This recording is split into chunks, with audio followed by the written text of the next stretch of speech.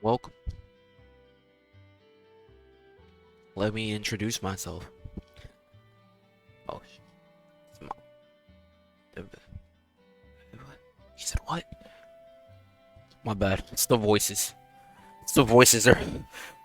They took over me. I made a mistake, guys. I don't look. Don't look at the roll count. Ah! I know, guys. I know. You might be thinking to yourself, Aku, aka Young Corkscrew Colonizer, aka Cuckoo, aka Purple Rain, aka AKU. That's me, baby. Young Aku in the building. All right, look, I know. I made a mistake. But is it really a mistake when they put my boy Crollo fresh on the banner? I mean, shit. You see the fit? You like, bro. Bro. I had to. I was, bro. Look. I was giving my Doncho a fucking stroke. Bro was sitting over. Bro had fucking Discord open, just in the salt mines, just scrolling. He was looking at me every temple. Fucking Haku. Oh, stop! What are you doing? And I was like, Doncho, please believe me. I see the vision. I see the future, and Crollo Lucilfer is in it. Okay. I still got my shit cooked, but it is what it is. You know what I'm saying? Sometimes you just gotta pop out and show niggas. You know what I'm saying? But regardless of the fact, we are here to talk about the collab banner. This shit still got, what, a day on it? Not even a full day, like 19 hours. So I figured, I'll spit my last minute 2 cents on it. It's been up for a hot minute. You might be thinking to yourself, like, damn, bro. Crollo's dark. Shatara's dark. What do I do? And, you might have seen my last video where I was ranting about the current Flash Gala banner that's up for the next, I believe, 19 hours as well. I think like 18 and a half hours left to pull on that banner. And, yeah, I did give a little TLDR on would you pull for a Shatara or pull for Crollo. I said I'd pull for Crollo. If I was a dark main, I would pull for Crollo over Shatara if I had to pick one. I think he's going to have a much higher longevity in the game. I think he has way higher application beyond just dark. He's useful in other elements as well. I've seen him used in light for character manipulation to, put maid buff on MC and swap him out. Put Mugen buff on, and then he kills himself with death or something, and then you end up bringing out, another character. So there is potential for compositions of that nature in the future, as well as him just being pretty solid for dark as well. He's useful with characters like Chloe, where you can swap Chloe out to back row, and then you kill someone off with like Luna, or you death someone, right? And then Chloe comes in from front or from back row to front row, and then you can use her skill 3 because she's switching in from the back. Pause. And you can use her skill 3 on someone like Seox, right, and give him Assassin for a turn, right? So he's very useful in that nature as well. He also pairs quite well with Indala. With Indala, Christmas Uni, and Crollo, you can infinitely Ogi loop, which is something that's cool. Is it efficient? Fuck no. Is it an option? Probably not with how slow it is. I don't know where you would ever use that. But, I mean, it's there. It's fun, right? I won't comment too much on the characters themselves. I know it's a banner review. I'll just give a quick summary, because, again, it's 19 hours, right? If you want my TLDR opinion, should you pull on this banner? Fuck no. Don't engage in the fucking collab draw banner bullshit. Even when I rolled on this shit, I got 5 SSRs. 4 of them were rate up, yes. Did I get lucky? I really believe I got lucky. I mean, I guess you could say I got unlucky, but I've seen so many people just roll to 300 and not get any of these units. You're gonna feel like shit from it. You might as well save a spark for like a Flash or a Legend Fest banner, where you can start beefing up more of your grids. A lot of you are like, I'm broke. I can't go kick Primal. I can't do it. Hey, bro.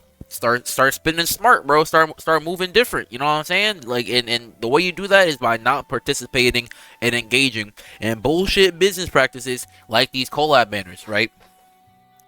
So overall, would I pull on this shit? Fuck no. But if you're brain dented like me and you're fucking mentally stunted from the age 12, you know, you might engage in it here and there. Now, I won't even start with the summon. I'll start from top down, right? We'll start with Kurapika. The weapon, what's the shit? 5-finger chain, restraining chain, hit the multi-attack rate, bonus fire damage effect to MC. I mean, that's whatever. Big enmity, small verity, and medium garrison. I mean, this could be nice if it had like a 4-star. Let me go ahead and boot up the GBF wiki, right? Because I don't actually know if this weapon has a 4-star. It does indeed have a 4-star. I should have known from this requiring level 120. But yeah, I mean, I feel like I'm probably again, I don't play fire like that. There's probably like a better weapon, like isn't Gangsta Knife just better? Gangsta Knife. Not that anybody fucking uses that anymore. Yeah, this is literally Gangsta Knife. Wait, they're the exact same. So yeah, the weapon's really whatever, and nobody uses fucking Gangsta Knife anymore anyway. Where'd my game go? Game? Here we go. Yeah, weapons, whatever. I'm gonna go through this pretty quick because again, I just recorded a whole 40 fucking minute video on Katura and Hacelia. And again, I don't advocate for pulling on this banner, so I mean, what does it really matter, right? Kurapika, he is melee and dagger. He's a collab character, so once this banner is gone in 18 hours and 20 minutes, you won't be able to pull him again. As far as I'm aware, they're never coming back. But upon Ogi, it is unworldly fire damage to a foe. Scarlet Eyes effect to Kurapika. In cooldown for all skills. Scarlet Eyes effect ends after 7 turns. So, skill 1. And I actually have never seen Kurapika used or read his kit. So this is the first for me. It's a first impression. You might be wondering, Aku, but we noticed you have the character. Have you not used them? I don't fucking know, bro. Again, I ain't seen him using shit, so I mean, I ain't impressed about it. Chains of Resolve. 3-hit fire damage to a foe, hit to fire defense stackable, 2 random debuffs, remove 1 buff. While Scarlet Eyes is in effect, you boost damage specs, cooldown ends at end of turn, can recast once each turn it is cast. So this is actually... Dude, this is the problem and a reoccurring theme with a lot of these modern day Granblue characters. They get these recast skills when you have a specific buff, ergo, Wind Hacelia, right? That same shit, right? With the recast shit, even like what Medusa, like Earth Medusa, and all these types of like recast characters after a certain turn or a certain conditions met, all these conditional buffs and effects, right? With the recast, it's like even in Dollar, right? I think her shit activates twice, or maybe it's recast. I can't recall that character's shit, but it's so clicky. It's so clicky. And I don't know if it's a balance thing, because I think you could easily make this activate twice, right? Not can recast once, activate twice. But I can see some usage where if it's like, oh, use 10 skills or use 5 skills, where the recast is useful, right?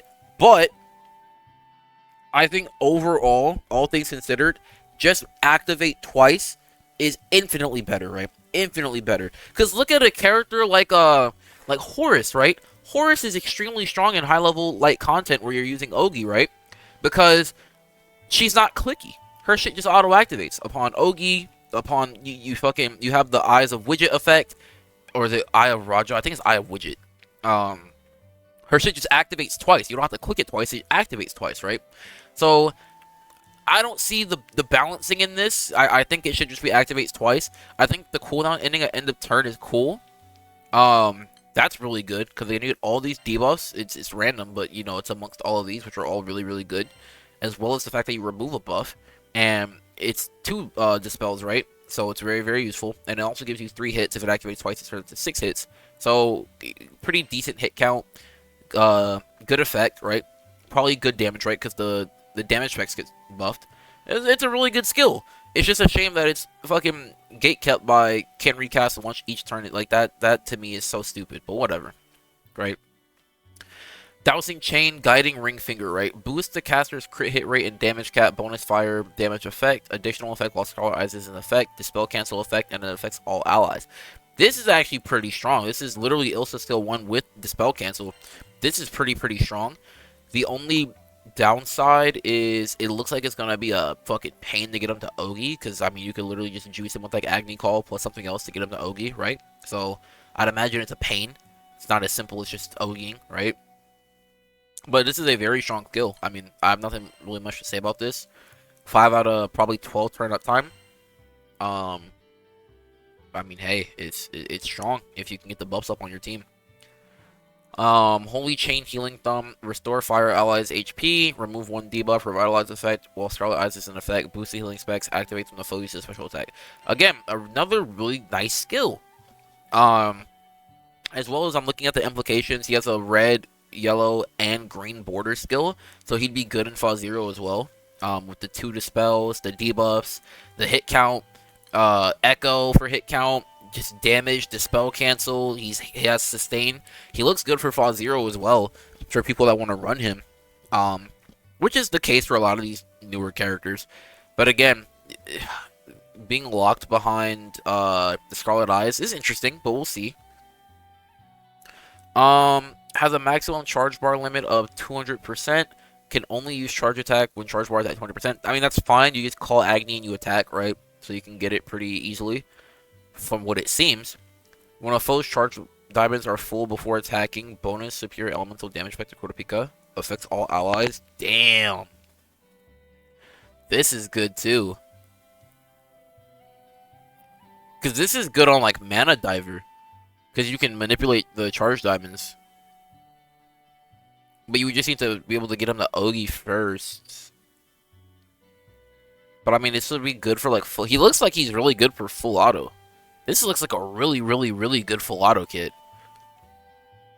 While Scarlet Eyes is in effect, the only downside is you have to Ogi, so you're forced to turn your Ogi on, which kind of sucks for fire because you want to just auto, right? With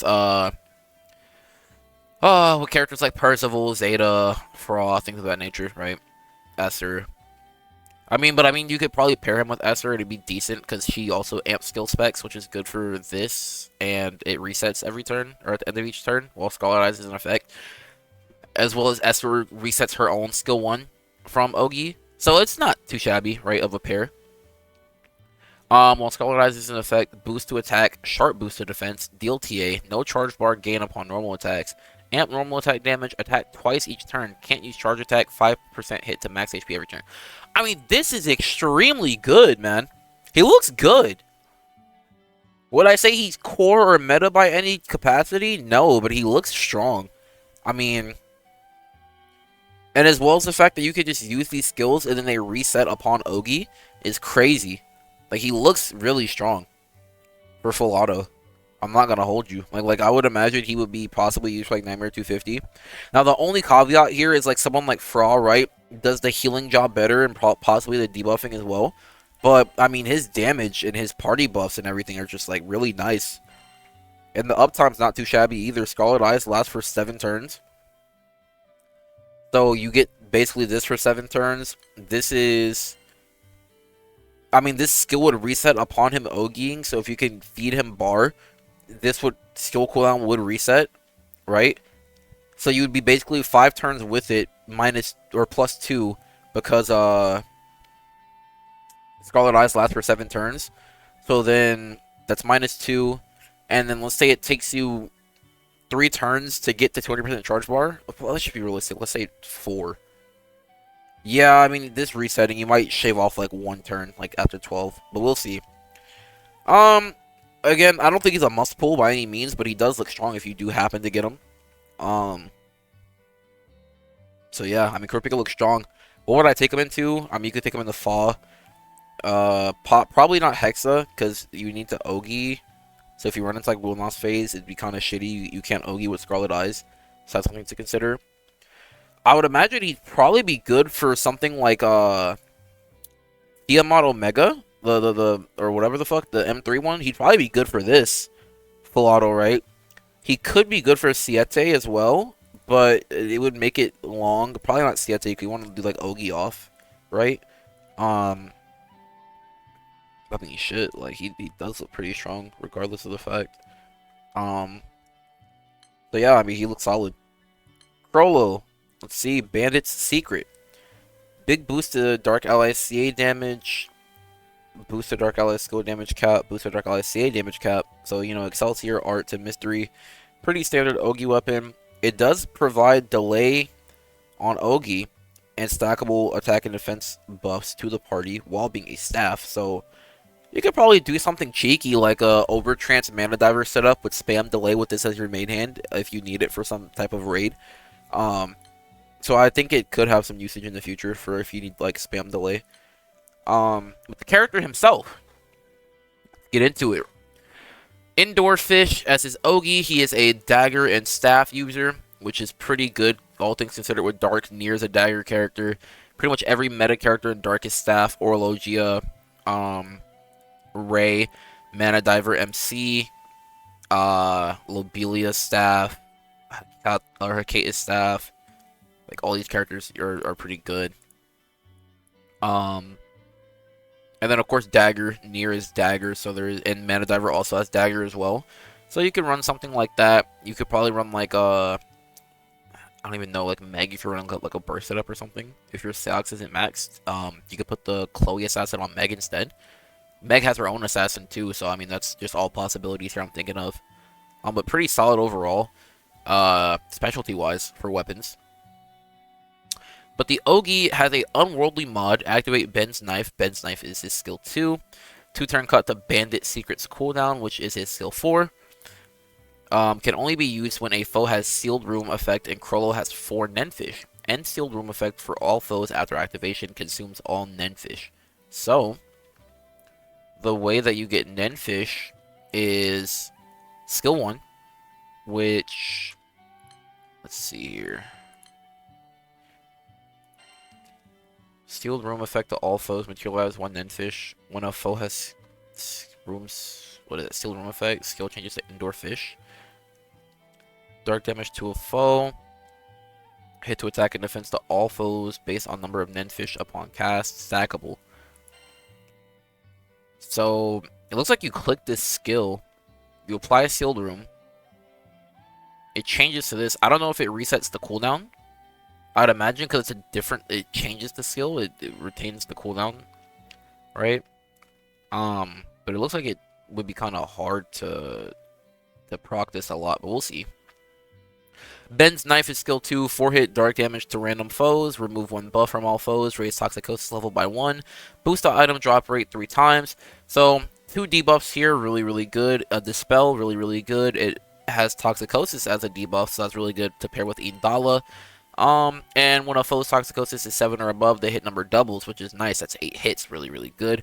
If only activated twice, as opposed to hit number doubles, but I guess, you know, balance reasons or something, right? Probably afraid of the Dama Knife meta. Tisk.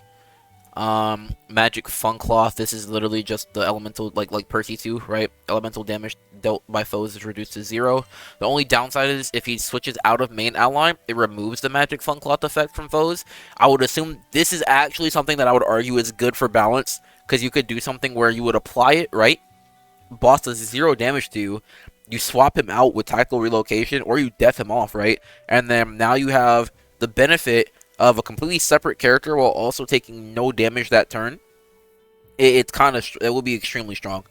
So I agree with this for balance purposes, right? Because you could abuse that, as well as the fact that you could just apply this on bosses off Ellie, as far as I'm concerned as well. Because again, he has off Ellie usages with the skill 4 here, which we'll see.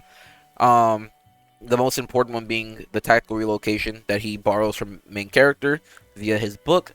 Very, very strong. It's not element dependent, so you don't have to use it on a dark ally. It literally is just any ally, right? Any 2 allies. But we'll take a crack at his other 3 skills as well. Potion Refinement from Doctor. Create 1 green potion. Vaccine effect to allies, which I believe just removes debuff at end of turn. And then, of course, stackable attack and defense on allies. Boosted resistance. I believe this one is Paladin, right? Is it Paladin? The one that gives you like sacred whatever. Dispel, cancel, and veil for 5 turns. Really, really good. Or it's not even veil, it's sharp boost to debuff res, which is even better. than Veil, because Veil can be consumed. Sharp boosted debuff rest can't, so it's really good. And then this comes from Chaos Ruler, just various debuffs. I think it's like, I think all of these go off, to be honest. But yeah, pretty useful skill. But again, that tactical relocation skill, this is like the major reason why he's like extremely strong, right? And has good versatility even outside of the element. Looking at his passive, Head of the Spider, when a Dark Chain Burst activates, activate first slot skill, 20% boost to other Dark Allies charge bars, 1 turn cut to Ben's Knife cooldown when other Dark Allies use a charge attack. So, with that being said, Indala being able to CA twice, right? I believe she can CA twice. Don't quote me on that. I don't fucking use that dog shit character. You run her with, or run him with Uni. She Ogies, right? And you basically are just funneling charge bar through skill 1 over and over and over for an Ogie loop. Uni also adds 2 chains to your Ogie count. So even if you only Ogie with 2 characters, he'll still proc his skill 1, and you can stack the Nenfish, and then of course with the sealed room effect being on the boss, you could activate this pretty frequently. Pretty good, right? Pretty good. That's only if you're Ogie looping though, which I don't think this Ogie looping hasn't really been strong for Dark as of recent, right? It really never. I can't think of a time where like you just want to Ogie loop. Maybe back in the day when you ran like Kengo with Lich and Fedial, but outside of that meta, it's just way too slow, way too clicky. Boost the bounty success rate and bounty level cap. Boost the Krollo's attack and multi-attack rate based on bounty level. When a foe has surplus bounty effect, amplify Krollo's damage dealt. It's a good passive. You know, it's extra damage pretty much. But overall, again, this character is extremely strong in my opinion, just for the fact that we have access to tactical relocation on any element, and it doesn't require you to run the Nighthound main character for that ability. So this character is extremely strong for that reason. Everything else is like, you know, I wouldn't use them for the Ogie purposes, but you can if you wanted to, right? So very strong character. Moving on to Nobunaga, Phaeton, Machi, and Uvogin, right? I forgot. Let me pull it up on the wiki because I actually don't know what this does. Fully FLB. So at FLB, this summon gives you as a main aura 100% boost to Dark Elemental attack and 20% boost to item drop rate. At 0-star, it provides you with Dispel Cancel 1 time, but at 4-star, it provides you with Dispel Cancel 1 time and GTA for a full turn. So this summon's actually quite. People were looking at it for the Dispel Cancel. I think because Dark doesn't have really strong Dispel Cancel access, the most ease of access to Spell Cancel I could think of is near back row for MC. Because as of recently, a lot of Dark's power comes from main characters. You're running like Mana Diver, right? But if you're running a composition with like Ilsa and Seox, right, or you know, have Chloe in the back row, make her come front and switch her out for like to put the assassin on somebody, it'd be nice to have Dispel Cancel so your buffs just don't be fucking gone, right? So, you know, it probably will have future application to some capacity, so it's nice to have. But again, I think it's kind of toxic because this is really, again, as far as I know, the only like Dispel Cancel. So to the whole party, no ands, ifs, ors, and buts about it. Just offer it like extremely ease of access, right? I think it's fucked up because it's locked behind a collab summon that, as far as I know, you can never get again, right? Once this banner's gone in 18 hours, you can never get it again, right? But nonetheless, here we are, right? The call, right? So you pick between one of these 4. It's random. I guess you can't pick it. It's random. If you roll Nobunaga, it's plain damage to all foes based on current HP with a damage cap of 999. You raise bounty level by 1 on all foes, and all Dark Allies gain dodge, tank, and counter 2 times, and crit hit rate up for 3 turns, right? Phaeton is a 4-hit dark damage to random foes. You inflict supplemental damage on all foes, 30,000, and you raise the bounty level by 1 on all foes. That's a recurring theme with all these summons, by the way. And actually, I'm reading off, that's the 0-star effect, right? On the 3-star, right, you can get Machi. I guess it's the same. 0-star to 3-star, it's the same. Machi being all Dark Allies gain Strength, Revitalize, and a 1000 shield for 3 turns. and you raise bounty level by 1 on all foes. And then Uvogin is 1000% dark damage to all foes, inflict defense lowered 1 turn, and raise bounty level by 1. Now, when you 4-star this, bounty level goes up by 3 on all foes, and you also get Keen on the Nobunaga call, and you get Jammed as well as Veil on the Phaeton. And then on the Machi, you get Veil. The shield strength increases to 3000. And on Uvogin, it goes from a 1000 to a 2000 damage modifier with a cap of 2.5 million. It also inflicts 30% damage taken amped 6 times, which is really, really strong. And it completely maxes out the 50% defense down once. With it being random, right? It seems pretty inconsistent, so it's really whatever. But I mean, it's cool. The consistent part is the bounty, right? So you raise bounty level by 3 on all foes. I think that would be pretty good. But you would has an initial cooldown of 3 turns, so you could really slot this with Baja, quick summon it, apply 3 bounty with, and then have someone like Esser, and you get insta bounty like over bounty 10. Because MC would cast bounty skills, and you would at least get to bounty 4, and you would for sure get to bounty 10 guaranteed with this summon, which is quite nice. But again, you're really just getting it for the Dispel Cancel more than anything else. Possibly the GTA, but it's dark, so you don't really have TA issues. But yeah, considering it's collab fucking summon, it's never gonna come back. It's really, really shitty. Overall, what would I say about this banner? Don't fucking pull, bruh. Don't do it. Just don't do it. It's not worth it. It's not worth your money. It's not worth your resources. Again, so many people complain about not being able to go primal. Typically that's due to summon, like sunstones and stuff, right? Not having a maxed out primal summon. But for some people, they're just missing weapons, or they need bars, or, you know, things of that nature. So don't waste your rolls, and don't set back your account by chasing shit like this, right? You get so much more value out of just rolling on like a Gala banner, right? Or just holding your spark for something more useful, like a Provident summon, right? So that's my take on the banner. I spoke about this before. I will leave timestamps in the description as well for, you know, each section. So if you don't care about Crollo, you can just skip the Corpika. If you don't care about Corpika, skip to the summon, whatever that you want to do, right? I will today be dropping the first installment of Grub and Grubble. You might be asking, Anku, what is Grub and Grubble? I'm gonna just be yapping about different things in the Granblue space, whether it's Versus Rising, the main game, right? Granblue Fantasy, the browser game, Relink, I wanted to do Granblue TV stuff, but I mean, bro, I can't translate that shit, bro. That shit's rough. But nonetheless, and again, I might not talk a ton about the Versus and the Relink stuff, because again, I haven't really played them. But it's just to come around and talk about Granblue as a franchise, as opposed to just being stuck to the game and limited to the game.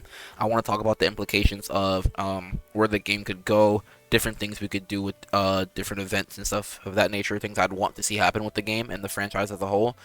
I will be eating, like I'll bring some food on as well. You know, it's something just comfy, cozy. You know, you want to have a meal with your boy? Shit, bring it. Sit down, have a meal, bruh. Talk about Granblue.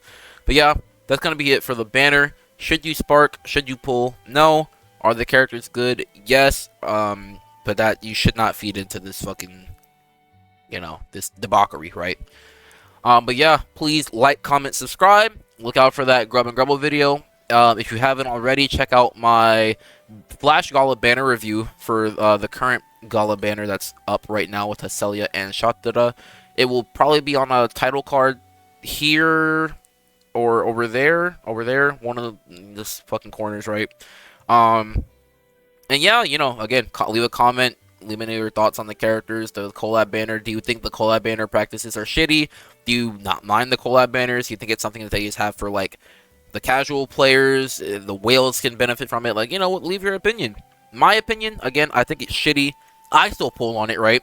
I think you shouldn't engage in practices like that, but if you want to, you know, what's stopping you? I very much am one of those people where it's like, well, I wanted to because I've been watching Hunter x Hunter.